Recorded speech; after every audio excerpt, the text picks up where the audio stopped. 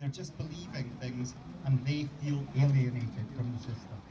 It is giving the Tories a blank cheque to destroy the NHS, to destroy the welfare system. And let me tell you now, there are people who will profit from Brexit.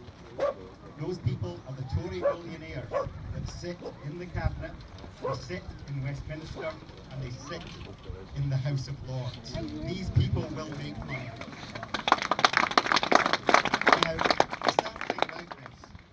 I'm a boy from Dundee, but Dundee's well known for its slight social 2014 vote when you respect the promises that you made.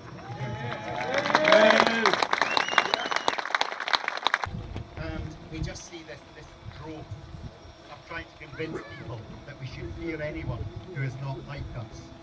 It's a sad reality. We see it every day. We see Theresa May, Donald Trump, Marine Le Pen, and others promote racism and hatred, and we don't want part of that in Scotland.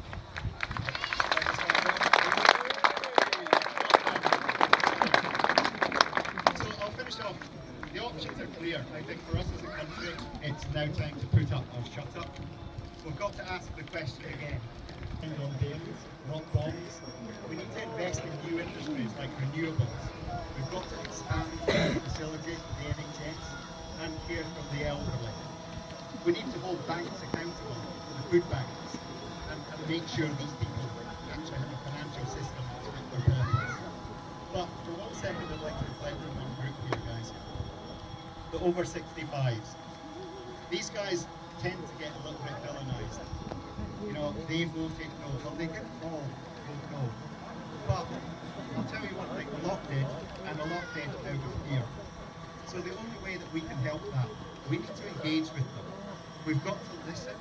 We've got to take time to understand their concerns and to respect their point of view. But one of the things that we can do is rekindle the spirit that they had when they defeated fascism before, when they constructed the NHS, and they constructed a welfare system that was fit for purpose for the whole of the UK. It's really, really important that we reach out to these folk. We've got to actually commit to them, these people, through decades of contribution.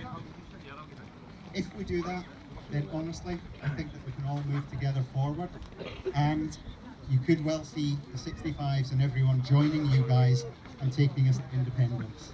So please, get involved with your local yes groups. Listen to the Labour for Indy guys and the other political parties that are coming on board, and keep fighting. Thanks very much, Tony. Tony was talking about Jimmy Reid. Jimmy Reid was the towering figure of the 20th century Scottish politics, in my estimation. And if you go onto the internet, if you go onto the social media, you'll see me delivering the appreciation. His co-guardian of Scotland, who came from the northeast of Scotland, ladies and gentlemen. They beat the might of a Plantagenet army at Stirling Bridge in 1297, and this was a fundamental upset. If there had been bookies in 13th century Scotland, you could have got big odds. And incidentally, talking about bookies, you know that William Hills now have independence as favourite in the book for the first time ever.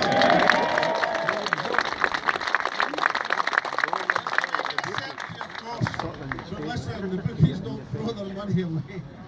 So in 1297, this fundamental upset. So what did William Wallace and Andrew de Murray do in the immediate aftermath of their great victory? Did they have a massive ceilidh? Did they have the equivalent of a bikers rally around Scotland? What they actually, they probably had the ceilidh and they probably had the rally, but what they also did was write to the Hanseatic League.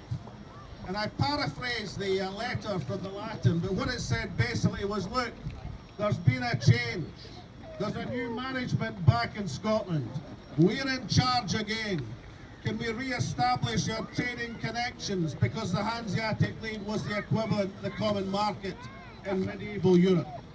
So for 1,000 years of history, Scotland has had that European connection. This isn't about the European Union. It's not about EFTA. It's not about any structure.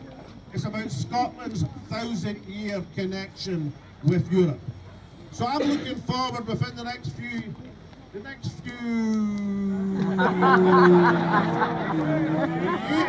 or months or days to Nicola Sturgeon being in a position to compose a Lubeck letter saying, look, there's been a change.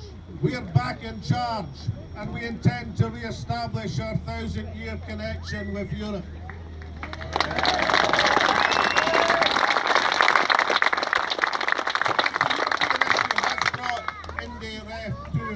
Or new Indie Ref, as I've got to learn to call it apparently, back to the top of the agenda.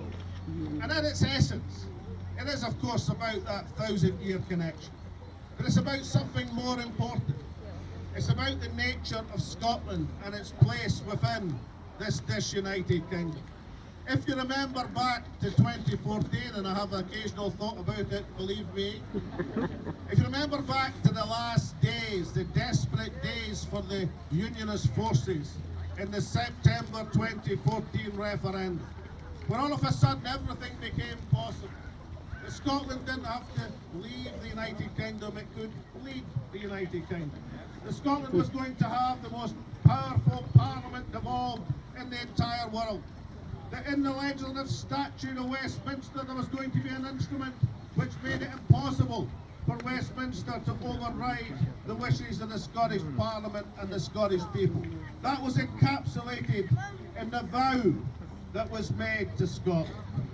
Well, where's your vow now, is the question that we should be asking. Scotland's interests can be overridden, swept aside, ignored, disregarded on something as fundamental as the constitutional relationship with Europe. Then what issue wouldn't Scotland be trampled underfoot upon in the political spectrum? That's the importance of the Brexit debate. The important is the divergent views of Scotland and the UK and the dismissive attitude of Theresa May's government to the promises, the commitments, the undertakings, the vow that was made to Scotland back in September 14. But then, folks, there's another underlying reason, and I've just had official confirmation that this is the biggest rally held in Ellon in the 21st century.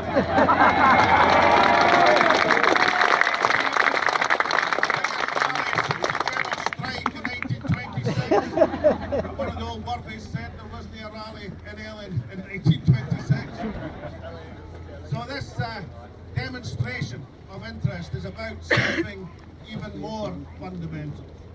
Because it's not just about Scotland's 1,000-year connection with Europe. It's not just about the undemocratic override of Westminster with regard to Scotland and the Scottish people. It's also about a vision of two societies which is opening up, and the choice that each and every one of us will shortly have to make. We know where Britain is going under the hard Brexit Tories.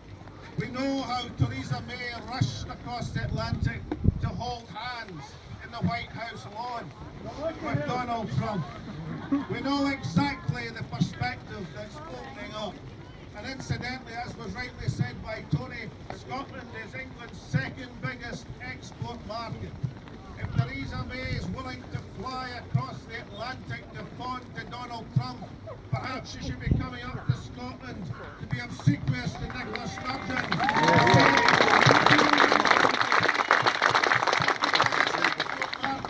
Since America's in jeopardy with protectionism, and the Netherlands, France and Germany are number 3, 4 and 5, and they look pretty dodgy at the present moment. So don't believe about any of this nonsense about customs posts and hard border. If there's a frictionless border in Ireland, there'll be a frictionless border in the Tweed as well. The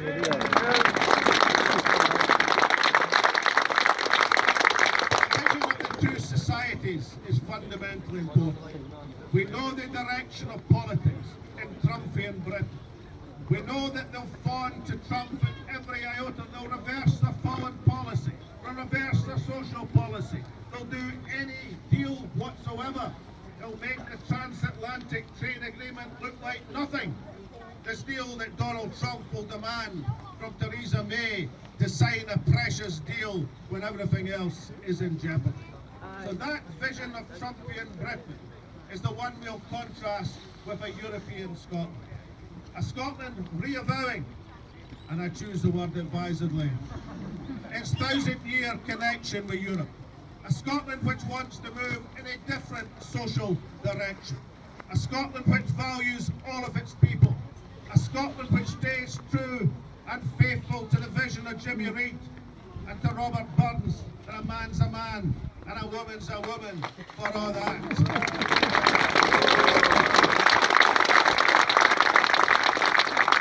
If we place these two different visions before the Scottish people in the days, weeks, months and years ahead, and as this matter comes to the crunch once again, and if we take this banner from the referendum of 2014 and lift again that tattered flag and bring it to the fore once again as we're doing in Ellon this afternoon, then no amount of last-minute promises, no amount of last-minute vows, no amount of hand-holding between Theresa May and Donald Trump or between the Labour establishment and the Tory party will separate Scotland from our destiny as an independent Scotland, economically prosperous, socially just, and part of the mainstream of the European continent where we belong.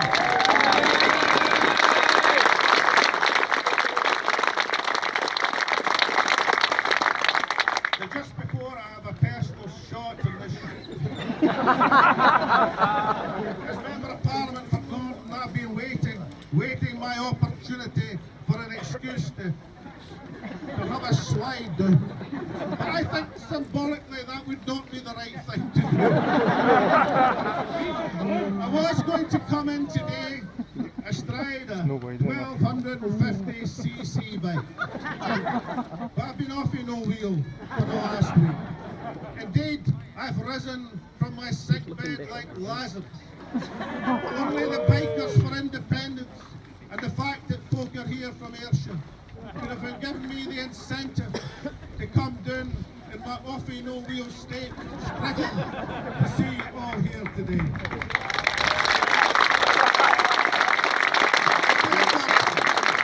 I was watching that massive demonstration of support in Ellon High Street today outside my office.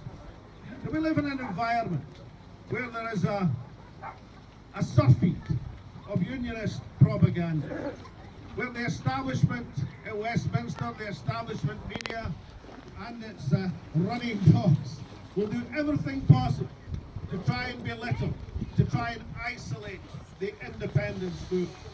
And even when we have the strength for the social media, even when we have the national paper and how much we could have done with the national paper back in September 2014.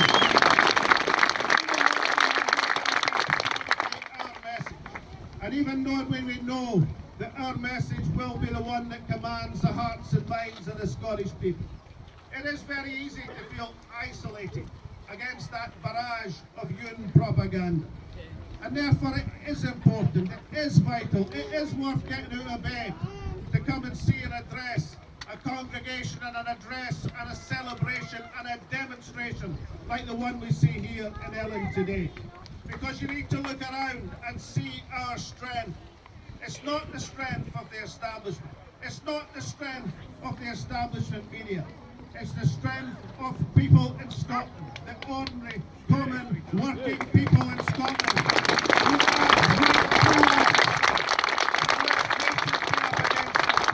the people who have arisen and said we're going to chart a new future for ourselves and our families.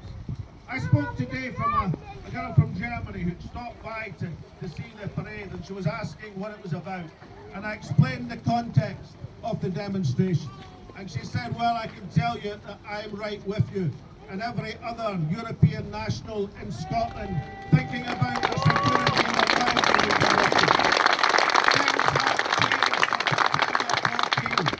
the Things have changed. Scotland has changed. And together we'll go forward Thank you very much indeed.